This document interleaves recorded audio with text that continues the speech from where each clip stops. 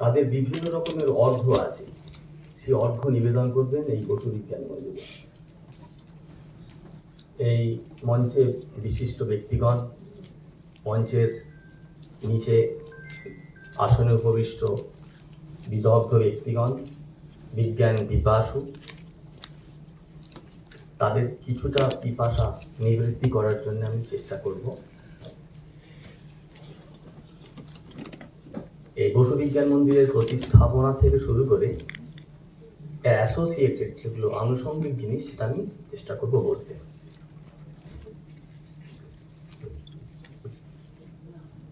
এর কথা আছে না যে বিদ্যান সর্বত্র পূজ্যতে,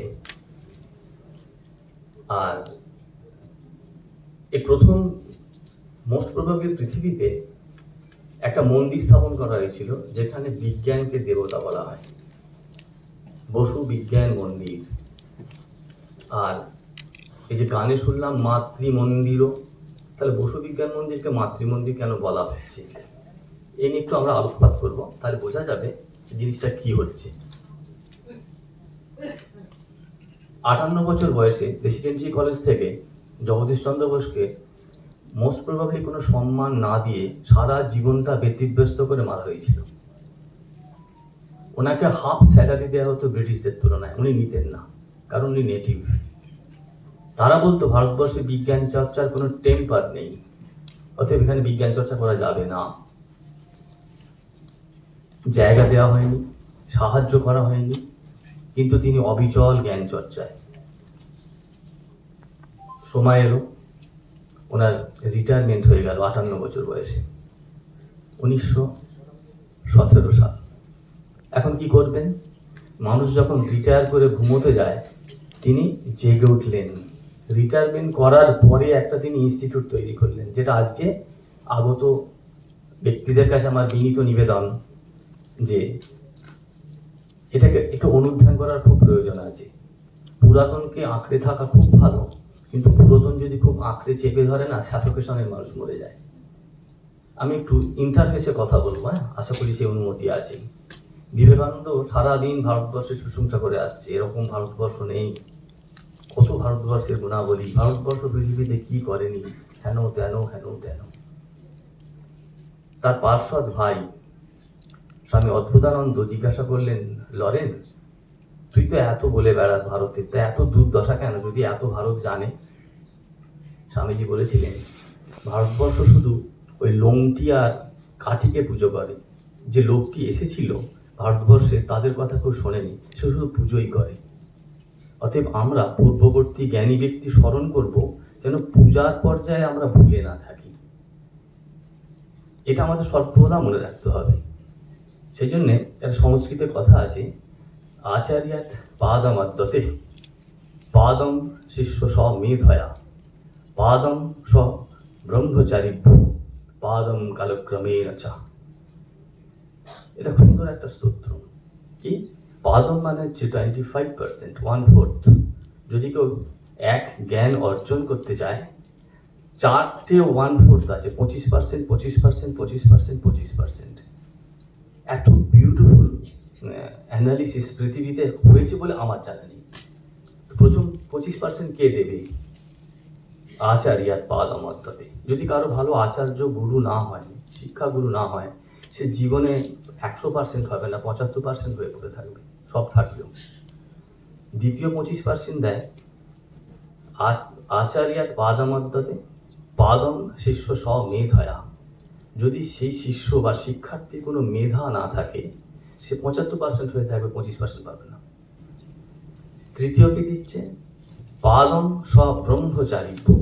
যদি শিক্ষার্থীর কোনো কারণে বন্ধুটা খারাপ হয়ে যায়, সঙ্গীটা খারাপ হয়ে যায়, 25% পাবে না, 75% হয়ে পড়ে থাকবে। আর একটা 25% আছে, পাদম কালক্রমেণ চ।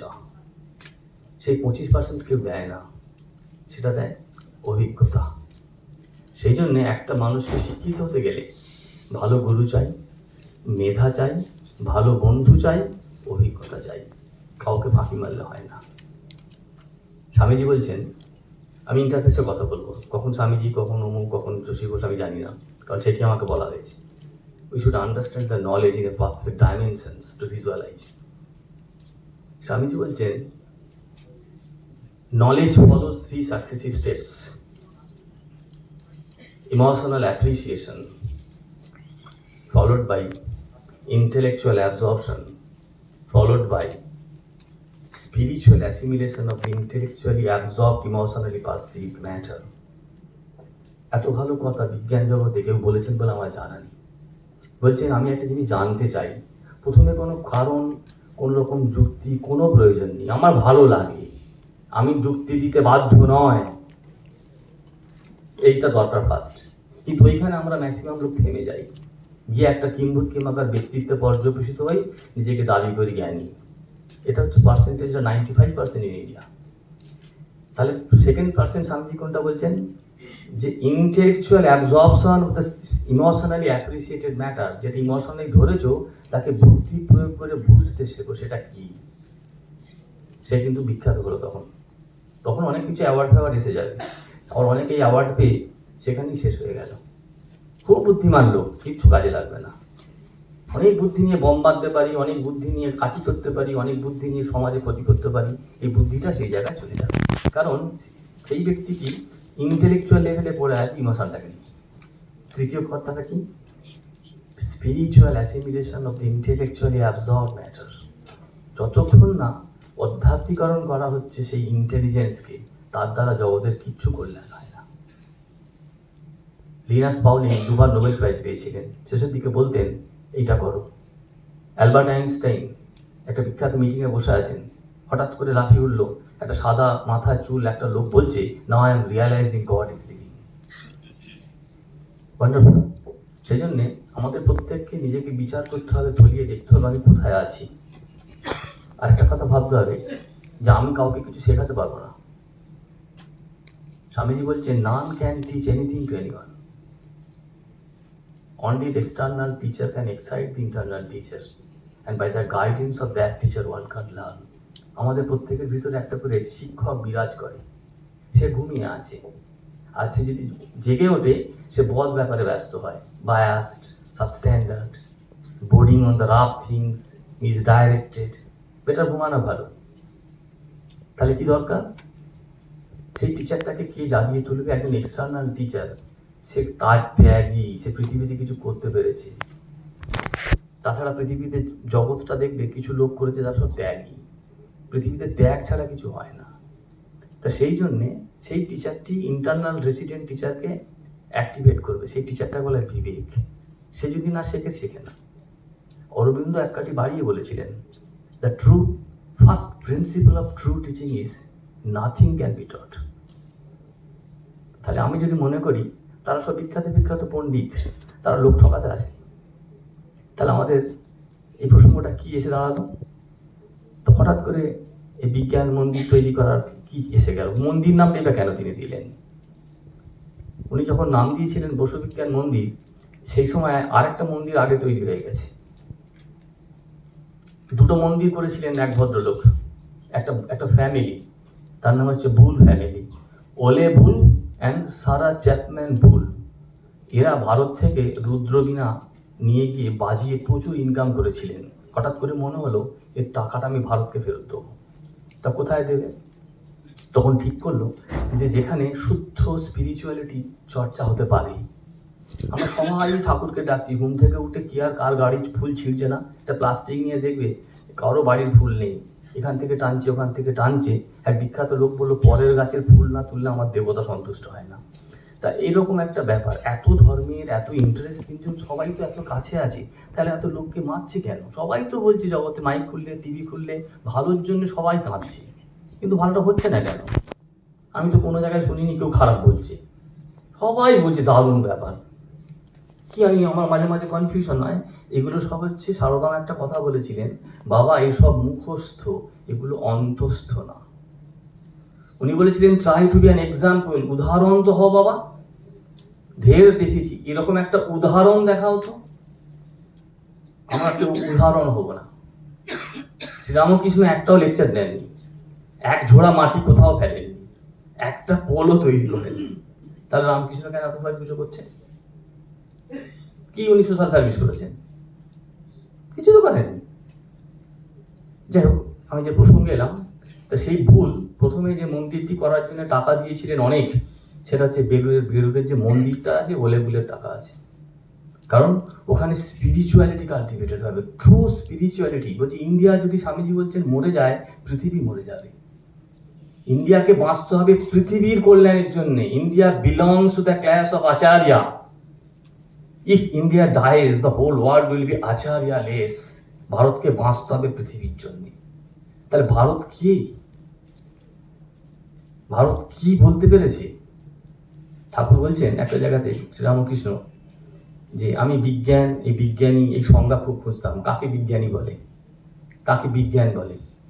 তা আমি সেই দুটো পরিবেশন করে আমি আমার জায়গাটায় যাব। হ্যাঁ, এটা মানে যেটা আমাকে অরবিন্দবাবু বলতে বলেছেন বলেই বলছি আমি আর কি। কারণ একজন মানুষ এখানে এসেছে, সময় দিচ্ছে, কিছু গাড়ি ভাড়া করে এসেছে, কিছু পেতে হবে। ওই শুধু বক বক করে বকে লাভ তো নেই। সব ইন্টারনেটে যেগুলো নেই সেগুলোই বলবো হয়তো বেশি। তা উনি বললেন যে দুধ সাদা পুষ্টিকর, একজন শুনেছে, সে এক প্রকারের জ্ঞানী। আর একজন দুধটাকে দেখেছে, তার একটু বেশি, সে দুধ শুধু শোনেনি। আর একজন দুধ খেয়েছে, খেয়ে হৃষ্টপুষ্ট হয়েছে, সে হচ্ছে বিজ্ঞানী। উনি বলছেন তার বিজ্ঞান কাকে বলে। উনি একটা সুন্দর ঘটনা বলেছিলেন, একজনের গায়ে একটা কাঁটা ফুঁকেছে, কি জ্বালা যন্ত্রণা। যে দেশ, যে বাড়ি, যে সোসাইটিতে অজ্ঞান থাকে না, জ্বালা যন্ত্রণা শেষ থাকে না, যায় না জ্বালা যন্ত্রণা। অজ্ঞান, তার বৈশিষ্ট্য হচ্ছে জ্বালা। তখন সে কি করে, বিভিন্ন লোককে জিজ্ঞাসা করে, সেগুলো আর একটা কাঁটা সে নিয়ে আসে, এনে দ্বিতীয় কাঁটাটাকে দিয়ে যে প্রথম কাঁটাটা ফুঁকে আছে তাকে খুঁচিয়ে তুলে ফেলে দেয়, বেশ আরাম। দ্বিতীয় কাঁটাটা হচ্ছে জ্ঞান কাঁটা। জ্ঞান কাঁটার স্বভাবই হচ্ছে অজ্ঞান দূর করা। এই অজ্ঞান দূর করলে আনন্দ, আরাম। তখন সে কি করে, দুটো কাঁটাকে নিয়ে কি ধেই ধেই করে নাচে, সে দুটোকেই ফেলে দেয়। তখন কি পড়ে থাকে, বিজ্ঞান। আনস্পিকেবল গ্রোথ, বলতে পারবে নাকি, একটা আনন্দ। অবাংশ মনস গোচরম বলে সংস্কৃতে, কিছু বলা যায় না কি জিনিস। বিদ্যাসাগর জিজ্ঞেস করেছিল ঈশ্বর কি, এইরকম টাইপের জিজ্ঞাসা করেছিল, বললো ঘিয়ের মতো। বলে উত্তরটা ঠিক হলো, ঘি কেমন খেতে, বলছে ঘিয়ের মতো। কিন্তু উত্তরটা হলো কি, কে উত্তরটা পাবে, যে ঘি খাবে, সে ছাড়া বলতে পারবে না। বিজ্ঞান, বিজ্ঞানী ছাড়া বলা মুশকিল, নট পসিবল টু জেনারেলাইজ। যাই হোক, সেই ওলেবুল বললেন যে তাহলে শুদ্ধ অধ্যাত্ম বিদ্যা চর্চার জন্য বেলুড় মঠের মন্দির। তখন বললেন তাহলে শুদ্ধ বিজ্ঞান চর্চা কি হবে, ওদিকে জ্বলে পুড়ে মরছে। ঠিক একটা বিখ্যাত কথা আছে অচিন্ত সেনগুপ্তের, আকাশে ছিল মেঘ আর মাটিতে ছিল তৃষ্ণা, একদিন মাটির সাথে আকাশের দেখা। তো সেই রকমই উনি এত অত্যাচারিত হয়েছেন বসু বিজ্ঞান মন্দির প্রতিষ্ঠার আগে, তখন ওনাকে একটা মন্দির প্রতি একটা বিজ্ঞান চর্চা করতে হবে, নাহলে রিটায়ারমেন্ট করার পর কি করবে। তখন তার এইসব ছিল না, একে ধরে ওকে ধরে, কার এক্সটেনশন, কার অমুক, কার তমুক, এইসব ব্যাপার তখন তার ছিল না। ব্রিটিশ গভর্নমেন্ট তো কি করবে, রিটায়ার করে বসে আছেন। তখন 1902 সালে স্টার্ট হলো আমাদের 1 সালে নোবেল প্রাইজ। তো ওনার তখন মিলিমিটার ডিসকভারি হয়ে গেছে, মাইক্রোওয়েভ। ভেবেছিল উনি নোবেল প্রাইজ পাবেন, ডিক্লারেশন হলো উনি পেলেন না, ভেঙে পড়লেন। তখন সিস্টার নিবেদিতা ওনার ম্যানুস্ক্রিপ্ট লিখতেন, লেকচার লিখতেন, এভরিথিং। তার খোকা মন খারাপ, ওনার খোকার মনের দুঃখে উনি খুব দুঃখ পেলেন যে খোকা এত ডিপ্রেসড কেন। আবার মজার ব্যাপার, যাকে খোকা বলছেন তার বয়স সিস্টার নিবেদিতার থেকে 9 বছরের বড়। তিনি তাকে ছেলে বলছেন, একটা 9 বছরের বড় লোককে। তা সে নিয়ে পরে যদি কোনো সুযোগ হয় বলবো কেন বলেছিলেন। তা তখন বললেন ছেলেকে কি করতে হবে, তাহলে নোবেল প্রাইজের সমতুল একটা টাকা দেবো আমি তোমাকে। ওরা দেয়নি। তখন ওনার বান্ধবী ওলেবুলের বউ সারা চ্যাপম্যান বুলকে বলল তুমি দেবে। তখন তিনি 20,000 equivalent US dollar of Nobel prize ওনাকে দেন। কি করা হবে, জমি নেই, জমি কেনা হলো। সেই জমিটা দেখবেন গেটে লেখা আছে, বসু ইনস্টিটিউটের যে প্রথম বিল্ডিং রাজাবাজারে, মাত্রে, এই যে বিল্ডিংটা, এই গেটটা লেখা আছে মাত্রে। নন্দলাল গেটটা করেছে, আচার্য নন্দলাল। এই মাত্রে কেন হলো, আর এই ভদ্রমহিলা গান করলেন মাতৃ মন্দিরও। বসু বিজ্ঞান মন্দির মাতৃ মন্দির কেন, ওই সারা চ্যাপম্যান বুল পরবর্তীকালে স্বামীজির কাছে মন্ত্র নিয়ে নাম হয়েছিল ধীরা মাতা। সেই জন্য মাতা নাম জন্যে ওই জায়গাটার নাম হয়েছিল মাতৃ অঙ্গন, ওই জন্য ওটা মাতৃ মন্দির। এইবারে সেই সারা চ্যাপম্যান বলতো জায়গা টাকা কিনলেন, এবার বিল্ডিং কী করে হবে, আর টাকা নেই। আবার উনি বিভিন্ন ইনস্টলেশন করে করে $20,000 দিলেন ফর বিল্ডিং, মেকিং বিল্ডিং। আমরা বলি না যে নারী শক্তি অবদান, কজন আর নারীদের শক্তি তার বিচার করে বলি। ওই বিভিন্ন জায়গায় বলতে হয়, বিভিন্ন পলিটিক্যাল লেকচারে, বিভিন্ন জায়গায় বিভিন্ন সব এজেন্ডা থাকে আর কি। নারী জাতির সম্মান দিলে স্বামীজি বলছেন সেই দেশটা আগে এগিয়ে যায়। যে বাড়িতে যে দেশে নারী পূজিত না, সে দেশ কোথা থেকে এগোবে। স্বামীজির কথা কে শুনেছে? ওই বিভিন্ন কাজে লাগলে স্বামীজির কথাটা বলি আর কি। যাই হোক, তা তখন প্রশ্ন আসছে কিনা এই বিষয়ে আমি আর একটা কথা বলে দিই। আমি যে কথাগুলো খুব বলতে ভালোবাসি, হয়তো কেউ বলবে না সাহস করে আমার মতো করে, যে আমাদের তো কেউ বলেনি যে নারী জাতিকে কেন পূজা করব, কেন নারী জাতিকে শক্তি বলে, নম সশক্তির চরণে শক্তি পূজা, কেন তেন সব বলে শুনেছি। তো বিং এ সায়েন্টিস্ট, এটা কিউরিওসিটি ছিল। দেখা গেল কি, আমি গবেষণা করতে করতে যে আমাদের বডিতে যে শক্তি উৎপন্ন হয় তাকে এটিপি বলে, যার জন্য আমি হাসছি, খাচ্ছি, ঘুরছি, ফিরছি। এই শক্তিটি তৈরি হচ্ছে কোথা থেকে? একটা যন্ত্র আছে প্রত্যেকটা কোষের ভেতরে, তাকে বলে মাইটোকন্ড্রিয়া। এই মাইটোকন্ড্রিয়াটা আমার মা দেয়, বাবা দেয় না। প্রত্যেকটা কোষে যত এটিপি তৈরি হয়, যার জন্য আমি ঘুরছি, ফিরছি, হাসছি, কাশছি, মতামত দিচ্ছি, অহং প্রকাশ করছি, মায়ের জন্য। কিন্তু তা তাকে আমি শ্রদ্ধা করবো না? তা যে দেশে নারী একসময় মা হবে, যে মা, সে যদি পূজিত না হয়, তা কিসের এসে গেল? তো সেই জন্য শক্তি কথাটা বলা হয়। আমি 30 বছর গবেষণা করে দেখলাম এই ঘটনাটা আমাকে আগে কেউ বলেনি যে কেন আমি একটা নারীকে শ্রদ্ধা করবো। বললে অনেকটা সলভ হয়ে যায়, অনেকটা সলভ হয়ে যায় আমার মনে হয়। যে বাধ্য শুড বি গ্রেটফুল। এনিওয়ে, তা বিজ্ঞান মন্দির তৈরি হয়ে গেল। সেই সময়তে বিজ্ঞান মন্দির থেকে, বসু বিজ্ঞান মন্দির থেকে ভারতবর্ষের যা কিছু গবেষণা সেখানে শুরু হতো। এই বসু বিজ্ঞান মন্দির, ভারতবর্ষের একটা আলাদা ইতিহাস আছে। ভারতবর্ষের 3টে গবেষণাগার আছে, যার সাথে এই রামকৃষ্ণ মঠ মিশন বা বিবেকানন্দ ভাব আন্দোলনের সম্পর্ক আছে। যেটা প্রথম হয়েছিল Indian association of cultivation science 1876 সালে। সেটা মহেন্দ্রলাল সরকার করেছিলেন। তিনি ছিলেন শ্রীরামকৃষ্ণের ডাক্তার, রেগুলার যেতেন, আলোচনা করতেন, বসতেন। দ্বিতীয় ইনস্টিটিউট হয়েছিল 1909 সালে, সেটা আইআইসি ব্যাঙ্গালোর। সেটা জামশেদজি টাটাকে দিয়ে বিবেকানন্দ বানিয়েছিলেন। এবং ওই জমি সমস্ত কেউ দিচ্ছিল না। ব্রিটিশ গভর্নমেন্ট বলেছিল ভারতবর্ষে বিজ্ঞান করার মানসিকতা নেই। নিবেদিতা ইংল্যান্ডে গিয়ে লড়াই করে তাদের বুঝিয়ে আদায় করে আনেন, জায়গা কেউ দেয়নি। তখন আবার বিবেকানন্দ নিবেদিতাকে পাঠায় মহীশূরের কাছে, রানীর কাছে। মহীশূরের রানী বিবেকানন্দের কথাতে, এই নিবেদিতার কথাতে তখনকার দিনে 250 একর জমি আইআইসি ব্যাঙ্গালোরকে দেয়। দ্বিতীয় ইনস্টিটিউটটা করেছিল সেইখানে। তৃতীয় ইনস্টিটিউটটা করেছিলেন, প্রথমটা ছিল শ্রীরামকৃষ্ণের সঙ্গে যুক্ত, দ্বিতীয়টা ছিল বিবেকানন্দের সঙ্গে যুক্ত, তৃতীয়টা হচ্ছে বিবেকানন্দের চেরি নিবেদিতা এই বসু বিজ্ঞান মন্দির করেছিল 1917 সালে। অতএব যে all are spiritual yet rational and scientific mentality. একজন লো বুদ্ধি সম্পন্ন ব্যক্তি তথাকথিত যদি স্পিরিচুয়ালাইজ না হয়, তার দ্বারা গোটা কথা বক্তৃতা হতে পারে, সে কিন্তু দেশে কিছু করতে পারবে না। তাহলে ওর মতো লোক তো কী করে করলেন? আর নিবেদিতা কিনা আমরা কী বা করেছি? কিছুই তো করিনি, কিছু করিনি। এই যে আত্মনির্ভর ভারত, এই যে আমাদের যে নারী স্বাধীনতা, এই যে মহিমান্বিত করা, কি কতটুকু করেছি? কতটুকু চোখের জল ফেলেছি তার জন্য। এটা আমাদের নেচার। এই বসেই আমরা একটু গল্প করি, চলে যাই। যাই হোক, তার কোনো সব দিকে লাভ নেই। আমি এখন যেটা বলতে চাইছি যে বসু বিজ্ঞান মন্দির ভারতবর্ষের কল্যাণের জন্য কী করেছে। এই বিল্ডিংটা প্রথম বানানো হয়, এটা হচ্ছে এই নিবেদিতার কী রোল বললাম।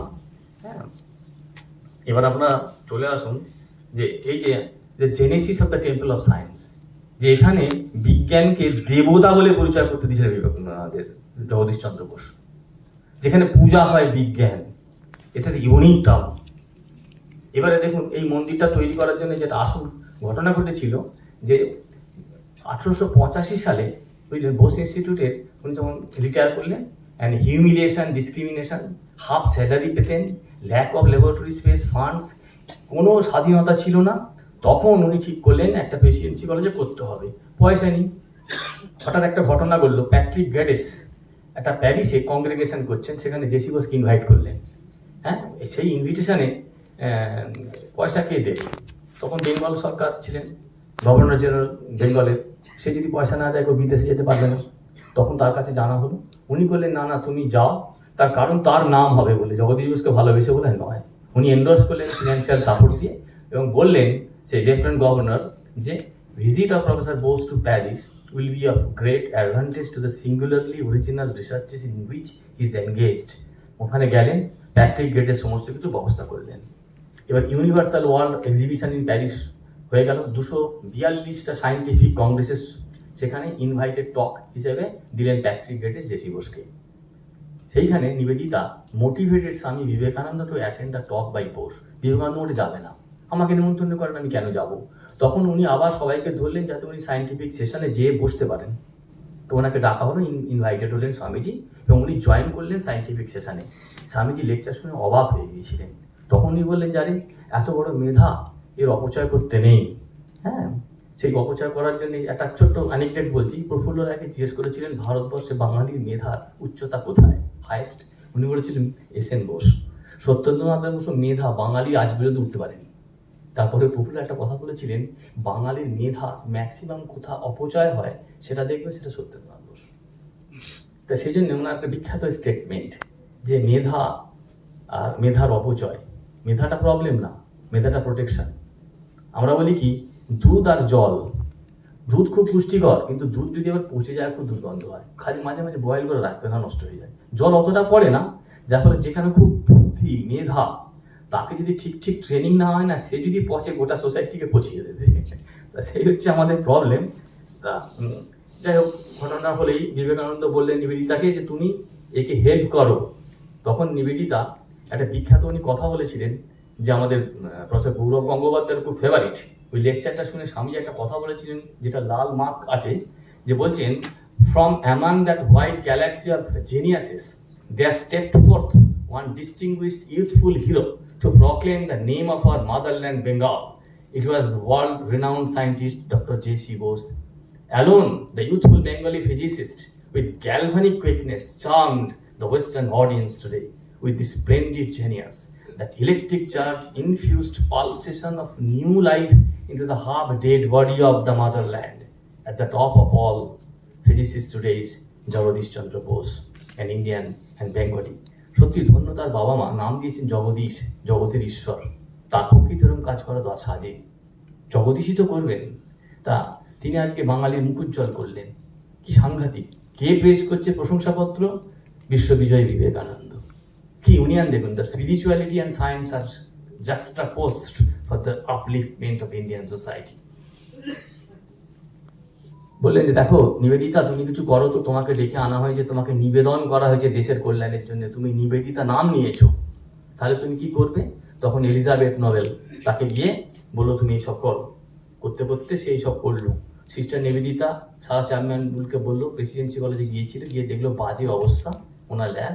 তখন বললো দেখো, এই অবস্থা থেকে বাঁচতে গেলে যদি আমরা দেশের কল্যাণের জন্য যাই, যদি আমি গুরুকে প্রণামই দিই বিবেকানন্দকে, তাহলে আমাদের ওকে দিতে হবে এই জিনিস। তখন উনি এই সারা চ্যাপম্যান বুল আর এই ভদ্রমহিলা আর হচ্ছে সিস্টার নিবেদিতা বাঁদিকে, এনারা দুজনে মিলে এই বোস ইনস্টিটিউটটা তৈরি করলেন। দুজন মহামান্না নারী এই বোস ইনস্টিটিউটে তৈরি করলেন। খুব কমই লেখা হয় মনে হয় পৃথিবী যে এটা তৈরি করেছেন মহামান্য দুই নারী। এবারে কি হলো, সারা চ্যাপম্যান বুল এবং উনি পেটেন্ট করেছিলেন, যে ইউএসএ পেটেন্ট প্রথম এশিয়া থেকে জগদীশ চন্দ্র বোস করেছিলেন, সেটা টাকাও উনি দিয়েছিলেন এবং লিখেছিলেন স্বামী সিস্টার নিবেদিতা পেটেন্টটাকে। এবার তারপরে কি হলো, দিন বদলায়, যুগ বদলায়, তখন ডোনেশন দরকার, কারণ ইনস্টিটিউট বাড়ছে, অনেক ক্যাম্পাস। তখন হলো কি, মহারাজা মাহিন্দ্রচন্দ্র নন্দী, মহারাজা পাতিয়ালা, তারপর হচ্ছে গায়কওয়াড়, তারপর হচ্ছে freedom fighter, renowned freedom fighter Abbas সেয়ারজি, এরা প্রচুর টাকা তুলে এই বিবেকানন্দ এই বসু বিজ্ঞান মন্দিরকে দিলেন। উইথ রিসিটগুলো আমাদের এই মিউজিয়ামে আছে, সময় পেলে মিউজিয়াম দেখে আসতে পারেন। যে এই এদের অবদানে তৈরি করা হলো যে ব্রিটিশকে আমরা দেখিয়ে দেবো যে ভারতীয় লোকেরা বিজ্ঞান করতে পারে, শুধু মুখে বলেনি, দেখিয়ে দেবো। তখন এই বসু বিজ্ঞান মন্দির শুরু হলো, এই বিল্ডিংটা প্রথম বিল্ডিং। এই বিল্ডিংয়ে কত যে কি হয়েছে। এবারে এদিকে হয়ে গেছে কিনা বজ্র, এই সিম্বলটা নিবেদিতা খুব ভালো করে বানিয়েছিলেন ভারতের জাতীয় পতাকায় দেওয়া হবে বলে, কিন্তু নেয়নি জাতীয় পতাকায়। তখন কি করা হলো, উনি তখন বললেন জগদীশ চন্দ্র বোস ইনস্টিটিউটগুলোর এমডেম লাগবে, এই বজ্রটা ওনাকে দিলেন। এবং এই বজ্রটা উনি তৈরি করেছিলেন যে এত জিনিস, যে অজ্ঞানকে দূর করে ভারতবর্ষে জ্ঞান প্রতিষ্ঠা করবে, তার এত ক্ষমতা। একজন আইরিশ ভদ্রমহিলা এতখানি ভারতবর্ষের স্পিরিচুয়ালিটিকে এনগার্ড করেছিলেন, ভাবলে রোমাঞ্চ হয়। তারপর জগদীশচন্দ্র বোস কী করলেন, উনি একটা অদ্ভুত কথা লিখলেন যে ভারতের গৌরব ও জগতের কল্যাণ কামনা এই বিজ্ঞান মন্দির দেব ও চরণে নিবেদন করিলাম। এখানে একটা মজার জিনিস আছে, উনি ছিলেন ব্রাহ্ম, উনি কোনো আকার মানতেন না। রবীন্দ্রনাথ, এই জগদীশচন্দ্র বোস, সুকুমার রায় সব ব্রাহ্ম, নিরাকার ব্রহ্মের চর্চা করতেন। কিন্তু হলে কি হবে, তো গলা পর্যন্ত তার বাবা মারা তো ব্রাহ্ম ছিল না, ব্রাহ্ম তো একটা নতুন ধর্ম। তো সেই জন্যে সেই ব্রহ্মের আবার কি করে চরণ পেলেন উনিও জানেন না, তিনি লিখলেন দেব চরণে নিবেদন করিলাম। তা যাই হোক, এই জিনিসগুলো খুবই এক্সাইটিং, কারণ আমি এই নিয়ে খুব গবেষণা করছি। যে তারপরে উনি করলেন কি, এই দেবচরণের গবেষণাটা এই যে বাংলাটা বোস ইনস্টিটিউট খুব একটা করেনি, কারণ এখানে ওই ধর্ম মানা এমন লোকের সংখ্যাটা খুব কম ছিল উনি চলে যাবার পরে। অতএব এর পরে যিনি ডিরেক্টর হয়েছিলেন দেবেন্দ্র মোহন বোস, ওনার ভাগ্নে, উনিও ছিলেন ব্রাহ্ম। হ্যাঁ, আর এটা চালাতে নীলরতন সরকার এবং রবীন্দ্রনাথ, ওরাও ছিলেন ব্রাহ্ম। এবং এনাদের বাড়ি সম্পর্ক ছিল প্রশান্তচন্দ্র মহানবী, উনিও ছিলেন ব্রাহ্ম, ওনার বউ ছিলেন ব্রাহ্ম, যার ফলে তখন কলকাতার এলিট ক্লাস ওয়াজ প্রিডমিনেটেড বাই ব্রাহ্ম। তা এইসব ব্যাপারগুলো আছে আর কি। এনিহাও, তা উনি একটা এরকম দেবচরণে নিবেদন করলেন এবং বিজ্ঞান শুরু হলো। এবং রবীন্দ্রনাথ সে সময় যেদিন ফাউন্ডেশন হয় সে সময় ছিলেন না। আজকে যে গানটা গাওয়া হলো মাতৃমন্দির পূর্ণ অঙ্গন, ওটা উনি লিখলেন। লিখে এটা আমাদের বলা হয় বসু বিজ্ঞান মন্দিরের জাতীয় সঙ্গীত। তা রবীন্দ্রনাথ ভারতের জাতীয় সঙ্গীত লিখেছেন, বাংলাদেশের জাতীয় সঙ্গীত লিখেছেন, বসু বিজ্ঞান মন্দিরও জাতীয় সঙ্গীত লিখেছেন। তো এবারে যাই হোক, এখন ওনারা ছিলেন এলিট ক্লাস, মন্দির তো তৈরি হবে, মন্দিরটা তো শুধুমাত্র হবে না। উনি বলেছিলেন a symbiosis between science and arts rooted in Indian tradition. ভারতবর্ষের ধর্মে জ্ঞানটা একসঙ্গে চলে, বিজ্ঞান আর্ট কলাকে মিশিয়ে দিতে শিখেছে ভারত, যেটা আজকে সারা ওয়ার্ল্ড বলে সিমলেস বর্ডারলেস সায়েন্স। তখন কি হলো, আচার্য নন্দলালকে ডাকা হলো। নন্দলাল ওই বিল্ডিংয়ের গেট এবং বিল্ডিংয়ের অডিটোরিয়ামের ওপরটা করলেন, আর অডিটোরিয়ামটা রয়্যাল সোসাইটির অনুকরণে করা হয়েছে। কারণ উনি যখন ফেলো অফ রয়্যাল সোসাইটি হলেন, সেই অডিটোরিয়ামটা দেখেছিলেন এক্স্যাক্টলি একটা রেপ্লিকা। উনি ভেবেছিলেন যে ডিফিউশন অফ নলেজ, জনসাধারণের যদি বিজ্ঞান চেতনা জাগিয়ে না দেওয়া যায়, তাহলে বসু বিজ্ঞান মন্দির স্থাপনার কোনো প্রয়োজন নেই। এখানে পূজারীরা এসে বিজ্ঞানকে পুজো করবে, লক্ষ্মী সরস্বতী নয়। লক্ষ্মী সরস্বতীর জায়গা আছে, কিন্তু এখানে বিজ্ঞান দেবী। তাই নন্দলাল এইসব সাংঘাতিক কাজ করলেন। নন্দলালের পরে এবারে হলো কি, নিবেদিতা দেহ রাখলেন। তখন বিশ্ববিজ্ঞান মন্দির স্থাপন হয়নি। বসুবিজ্ঞান 1917 সালে, নিবেদিতা 1911 সালে দেহ রাখলেন। তো যখন উনি 11 সালে দেহ রাখলেন, সেই সালটা মনে হচ্ছিল ক্ষুদিরামের ফাঁসি হয়েছিল সেই একই সালে। তা তখন কি করা হবে, তখন বেমালুম সব ভুলে গেছে লোকে, সবাই ভুলে গেছে যে জগদীশচন্দ্র বোসের সময় একজন ভদ্রমহিলা ছিলেন। ফাউন্ডেশন যখন দেয়া হচ্ছে, ভিত খোঁড়া হচ্ছে, খোঁজ, কারো কাছে সেই নিবেদিতার অস্থি ভস্য নেই। তখন একজন বিখ্যাত বিজ্ঞানী আসতেন, পরে বলবো, বসি সেন ছিলেন। তিনি ছিলেন খুব বিখ্যাত ভক্ত। তা তিনি একটা কৌটো করে রেখে দিয়েছিলেন সেই ভস্য। তখন সেই ভস্যটি একমাত্র জানতেন জগদীশচন্দ্র বোসের ওয়াইফ অবলা বসু। তো অবলা বসু রিকোয়েস্ট করলেন একটু দেবে। তখন তিনি ওই কৌটোটা এনে ওই ফাউন্ডেশন টেনে ফেললেন, যে এই জগদীশচন্দ্র বোসের institute was founded. Sir J.C. Bose asked me to put some her ashes there. At the base of the foundation, I put a little box containing Nivedita's ashes, just where the basis relief of Sister Nivedita was being placed. Except Lady Bose, no one else knew it. Dr. Bosishwar Sen. এই বশিষ্ঠর সেন ছিলেন ভারতবর্ষের যে green revolution, তার father M A Swaminathan একে বলতেন গুরু। সেটাই আসছি কেন, যে বসু বিজ্ঞান মন্দির 3টে নোবেল প্রাইজ মিস করেছে, সেগুলো বলবো কি কি দেয়া হয়নি। তা সেইগুলো আসছে, এগুলো জানলে মনে হয় ভালো। তখন ঠিক হলো, মন্দির তো তৈরি হলো। এই মন্দিরের সংবিধানটা কি, তখন বলা হলো এই মন্দিরের কাজ হচ্ছে যে একে নলেজ রিসার্চ করে বের করতে হবে, নলেজটা সমাজের মিশিয়ে দিতে হবে, আর এই দুটো করতে যা করা সব করতে হবে। আর এখানে কি করতে হবে, যে the fuller investigation of the many opening problems of natural science which includes both life and non-life. এই ল্যাঙ্গুয়েজটা ভারতবর্ষে এখনো মডার্ন। আমি একটা জায়গায় বলেছিলাম, doing research in life and non life, সাংঘাতিক ব্যাপার। আর কি বলেছিলেন, thus the lines of physics of physiology and psychology converge and meet, and here will assemble those who seek oneness amidst the manifold. এই তো বেদান্তের কথা, কি সাংঘাতিক কথা এই বেদান্তের কথা। জগদীশচন্দ্র বোস একটা বই লিখেছিলেন অব্যক্ত, সেই বইটা হচ্ছে বলে সায়েন্টিফিক স্পিরিচুয়ালিটি বলা হয়। যে একটা বীজের ভেতরে লাইফ সংকুচিত হয়ে আছে, কে যদি জল দেয় সেখান থেকে অঙ্কুর বেরোচ্ছে, সে কি করে, তার চোখ নেই, দেখতে পেলো সূর্য কোন দিকে, সে সূর্যের দিকে চলে যাচ্ছে। আমরা জানি না তার চোখ নেই, আমরা জানি না, সে যে বললেন অব্যক্ত, বলতে পারছে না কেউ। I have never read such type of very powerful book in my life. Wonderful. You read, you go through, then you will understand. You make yourself settle, not restless going here and there. You just settle. ঠাকুর বলছে না, দই পাততে গেলে একটু দুধকে গরম করে না নির্জন স্থানে রাখতে হয়, নাড়ানাড়ি করলে দই হয় না। তা আমরা যদি কেউ নলেজ জানতে চাই, বেশি নড়াচড়া করে ফেলি বড্ড। হ্যাঁ, এত নড়াচড়া করে কি হবে, দই হবে না কি? আর দই না হলে মাখনও হবে না। উনি বলছেন দই থেকে মাখন তৈরি করতে হয়, কিন্তু মাখনটা তৈরি করার পরে তুমি জলে ফেলে দাও, মাখন গুলবে না, ভাসবে।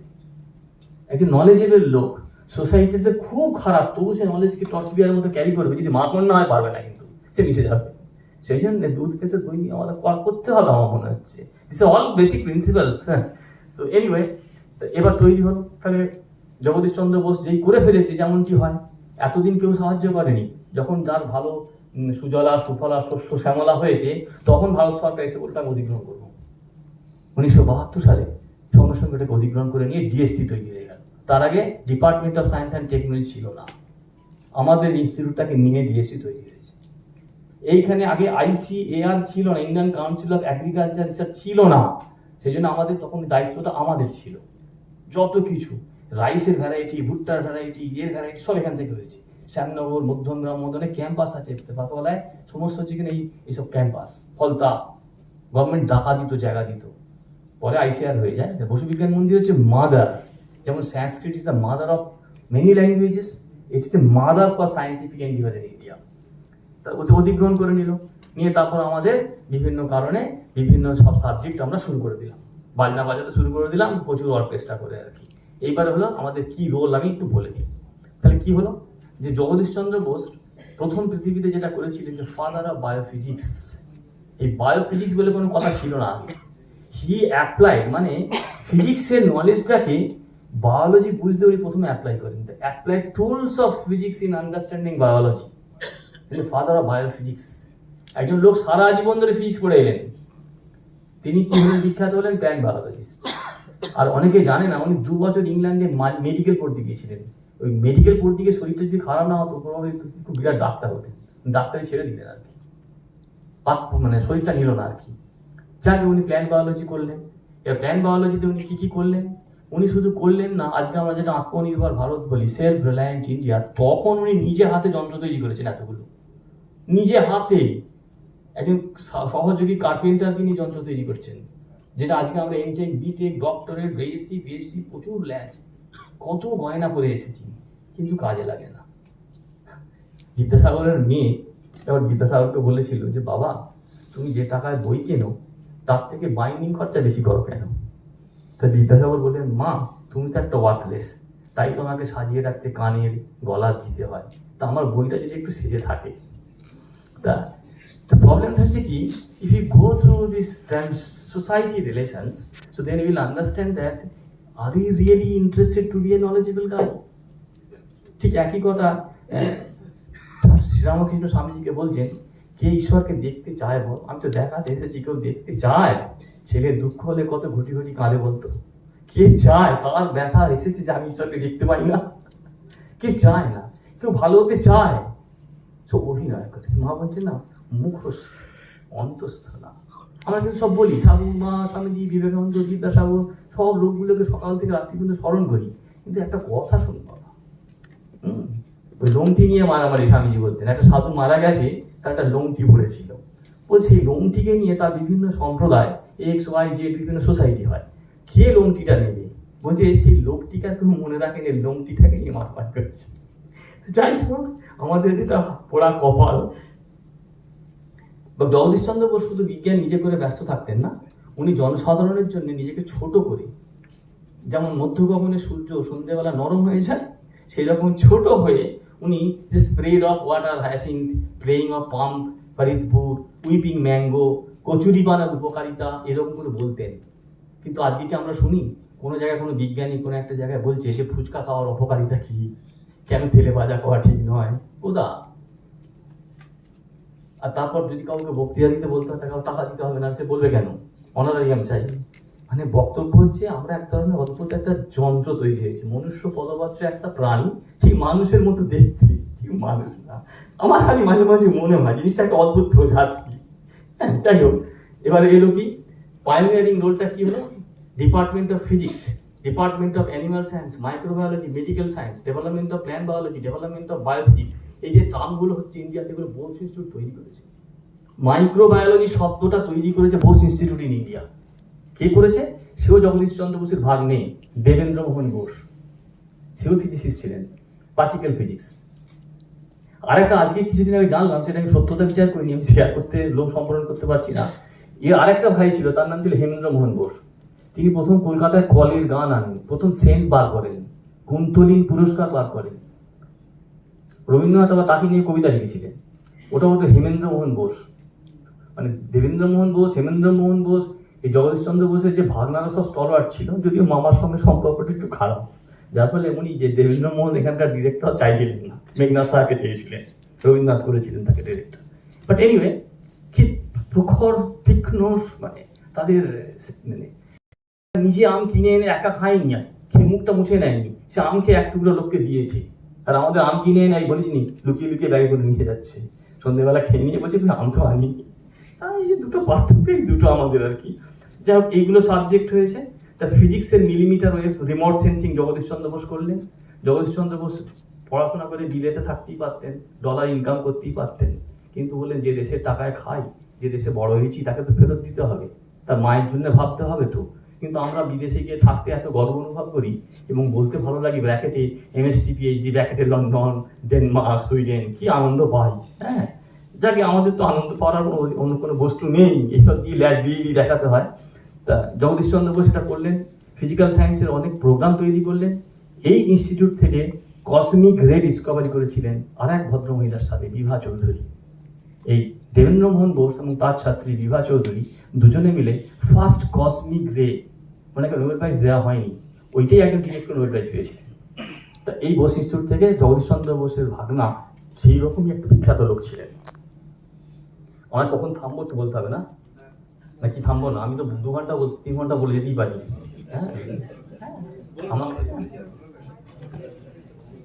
হ্যাঁ, আমি মনে হয় একটু সময়টার সাথে পিছিয়ে চলছি, আমি ছোট করে দিচ্ছি, কতক্ষণ রাখতে পারি আমি আর? ও আচ্ছা আচ্ছা, না আমি একটা দিন বলে যেতে পারি, সেটা না, সেটা এখন। কিন্তু আমাকে অরবিন্দবাবু সেই কথাটাই বলেছিলেন আর কি, যে আমি একটা খিচুড়ি রাঁধি, দেখতে পাচ্ছেন তো, সেই জগা খিচুড়ি বলে একটা কথা আছে। জগা বলে একটা লোক ছিল কালীঘাটে, সে কর্তৃক ওখানে সব সাধু সন্তরা যেটা খেতে পেত না, এর কাছ থেকে কলা, ওর কাছ থেকে গাজর, এর কাছ থেকে মূলো, কি করবে সব জড়ো করে দিল, আর খিচুড়ি করতো, সেটার নাম হয়েছিল জগা খিচুড়ি। তা সেই রকম আমিও একটু এরকম ভাবে খিচুড়ি বানাচ্ছি, কিন্তু খিচুড়িটা কিন্তু খুব উপাদেয় যেতে, দেখবেন খুব পুষ্টিকর। বাড়িতে যেতে যেতে ভাববেন যে অনেক কিছু শুনেছেন, আপনাকে কেউ বলবে না। সেই জন্য অরবিন্দবাবু আমাকে একটা সুযোগ দিয়েছে, আমি কেন ছাড়বো? আর দিদি কথা, এটা আমার ইনস্টিটিউট, তো আমি তো বলবো।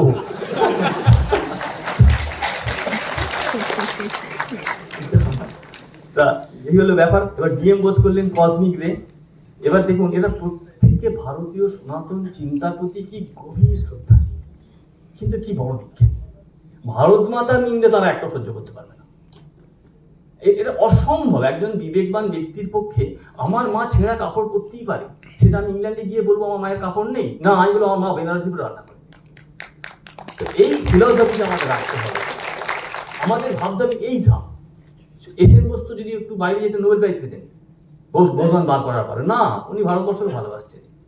তা ভারতবর্ষকে ভালোবাসতে হবে, এই ভালোবাসাটা শুধু ওই বাইরে পুরো থাকলে আমরা সত্যিই বাঁচতে হবে। আমাকে মাকে মহিমান্বিত আমাদেরই করতে হবে। তাহলে এবারে বসু বিজ্ঞান মন্দিরের এটা হলো। এবং আর একটা বিখ্যাত লোক যিনি বার করলেন, শ্যামাদাস চ্যাটার্জি। এই যে বক্রেশ্বর যে হট স্প্রিং আছে না, ইনি এখান থেকে বার করেছিলেন। ইনি এত বড় বিজ্ঞানী ছিলেন, একটা সময় কলকাতাতে ভারতবর্ষের প্রধানমন্ত্রী ইন্দিরা গান্ধী আসলেন এখানে বাড়ি যেতে দেখা করতে। এত স্টলওয়ার্ড শ্যামাদাস চ্যাটার্জি। এনার যে ভিশন, এই যে উনি আরম্ভ করেছিলেন যে improved version of the winds and cloud chamber, মানে ভয়ঙ্কর রকমের ইনি বিরাট বিজ্ঞানী।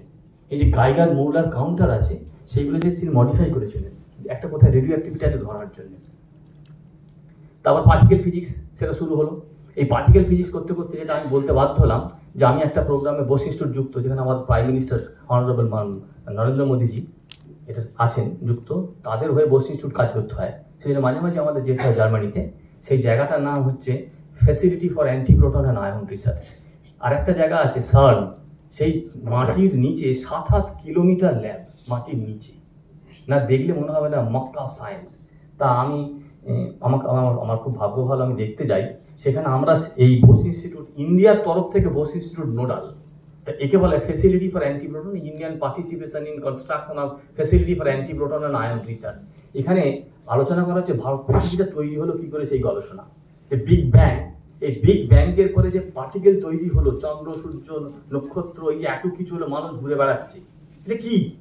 সে দেখলে না দেখলে বিশ্বাস করা যাবে না, সে কি ঘটছে ওখানে গিয়ে। আমার তো মাঝে মাঝে মনে হয়েছিল যে আমি কেমন এত অবাক লাগছিল যে বাবা আমরা কিছু শিখলাম না, কি হচ্ছে জগতে। যেমন ধরুন আমি একটা সুন্দর থট প্রসেস আপনাদের দিচ্ছি, যে আমরা এই যে আমরা বলি কার নাম উদয়, কার নাম বিজয়, কার নাম সুজয়, যদি খুব ভেঙে দেখে থাকে, যদি খুব ভাঙতে থাকে, কি পাবে? চামড়া, রস, রক্ত। আরও ভাঙতে থাকলো কার্বোহাইড্রেট, প্রোটিন, ফ্যাট। আরও ভাঙতে থাকলো কার্বন, নাইট্রোজেন। আরও ভাঙতে থাকলো, ভাঙতে ভাঙতে ভাঙতে ভাঙতে পেলে কোয়ার্ক। কোথা থেকে এলো? আর একটা কথা বলি কি, আমরা প্রত্যেক দিন ওম জবা কুসুমং শঙ্কাশং কাশ্যপেয়ং ধন্তারিং মহাদ্যুতিং সব কত কি বলছি না, সর্বপাপগ্নম প্রণত হসমি দিবাকরম। সূর্যকে এত প্রণাম করার কি হয়ে গেল? ভারতের ঋষিরা কি এত ক্যাবলা ছিল নাকি? তাদের বুদ্ধি ছিল, তারা প্রচন্ড ইন্টেলিজেন্ট। যে গীতা লিখতে পারে সে মুখ্য লোকেরা গীতা লিখতে পারে না, কঠোপনিষদ মুখ্য লোকে লিখতে পারে না, দুটো বায়োগ্রাফি আমি লিখতে পারি। প্রশ্ন হচ্ছে কি, তাহলে কি তখন তারা বলছে? আমরা বলি সূর্য সকল শক্তির আধার, বাচ্চা থেকে শুনে আসছি। কোনো টিচার আমাকে বলে এই জিনিসটা কি, আমি বুড়ো বয়সে জানতে পারলাম, সেই জন্য শেয়ার করছি যে সূর্য থেকে কি আসছে, ফোটন। সেই ফোটনটা এসে কোথায় পড়ছে? একটা গাছে।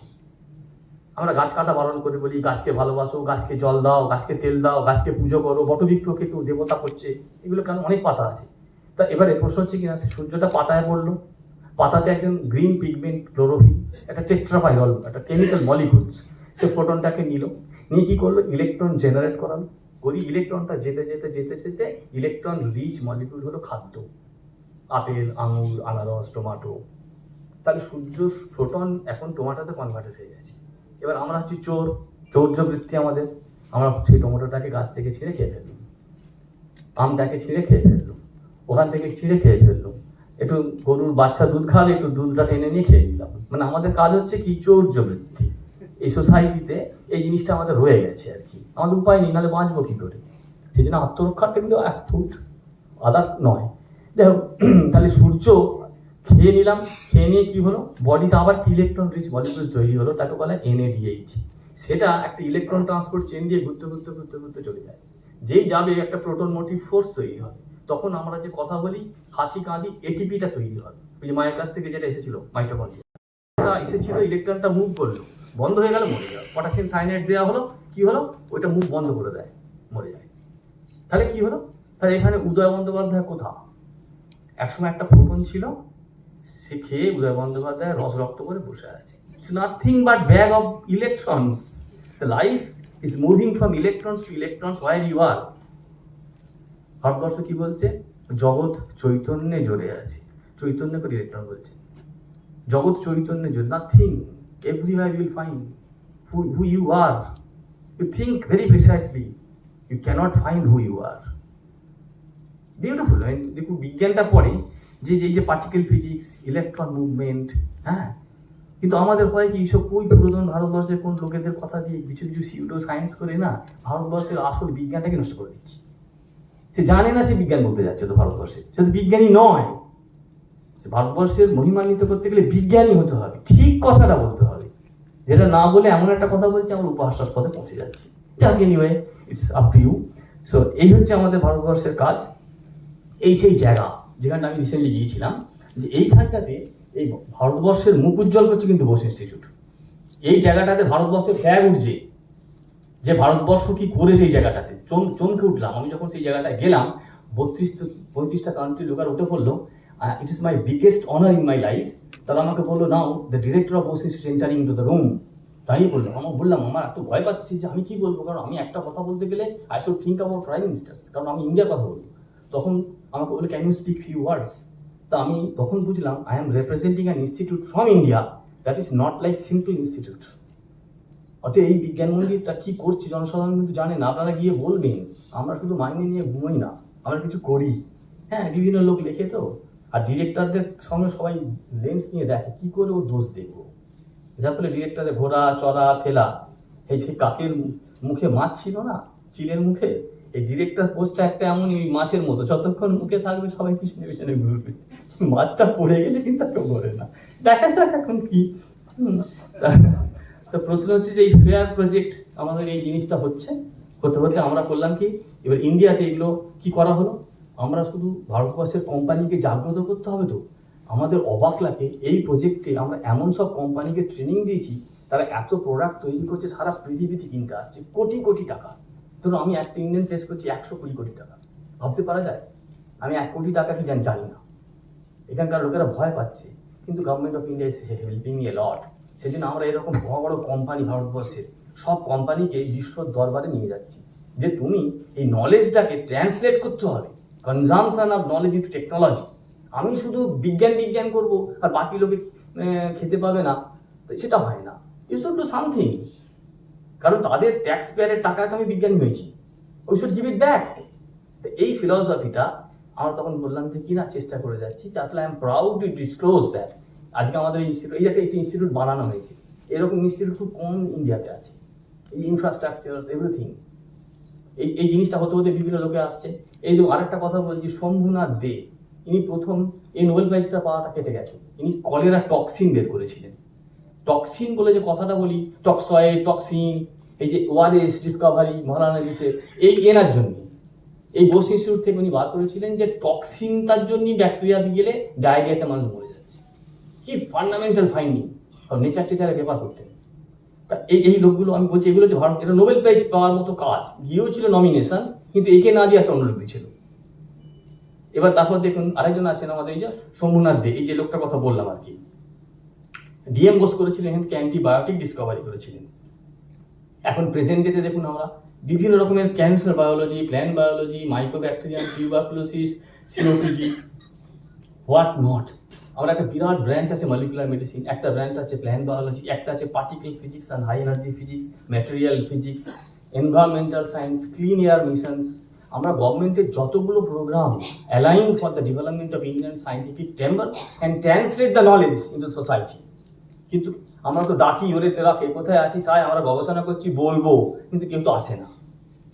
ডেকে ডেকে ডেকে ডেকে অরবিন্দবাবু তো এতগুলো লোককে জড়ো করেছেন, খুব ভালো লাগছে, কিন্তু আমরা যখন ডাকি কেউ আসে না। প্রচুর বলি যাই আমরা গবেষণা করেছি, বলতে চাই, আয়নারে বাপ খাওয়াবো, কেউ আসে না। কিন্তু যাও, যদি আপনারা আসেন খুব আনন্দ পাবো, কাগজে অ্যাডভার্টাইজমেন্ট করি, হ্যাঁ খুব ভালো লাগবে, আপনারা প্রশ্ন করবেন, সাজেশন দেবেন। এখন আমরা এই যে এগ্রিকালচারে জগদীশ চন্দ্র বোসের থেকে শুরু করে আমরা একই চাইছি।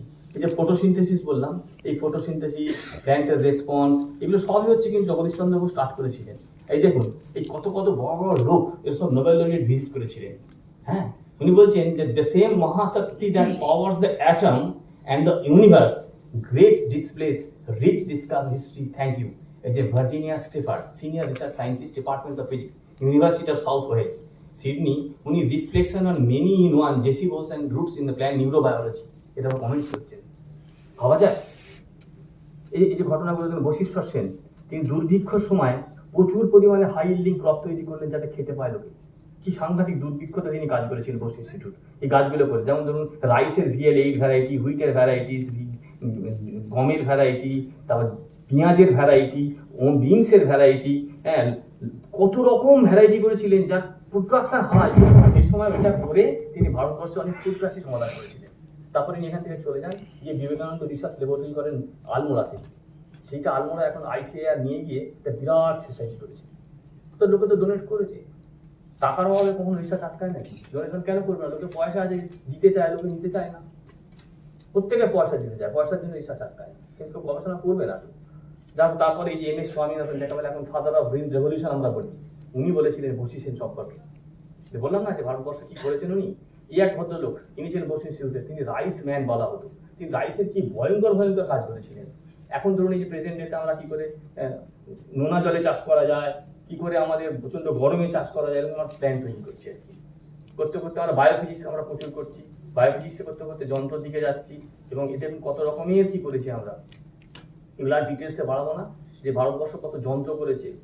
এবং আরেকটা যেটা দেখা আছে যে এই এতগুলো ইনস্ট্রুমেন্ট, মানে এতগুলো ইনস্ট্রুমেন্ট এই জেসি বোসের আমলে তৈরি হয়েছিল। ভেবে দেখুন, ইনস্ট্রুমেন্ট ফ্যাব্রিকেটর আচার্য জেসি বোস, একক ব্যক্তি এত ইনস্ট্রুমেন্ট বানিয়েছে।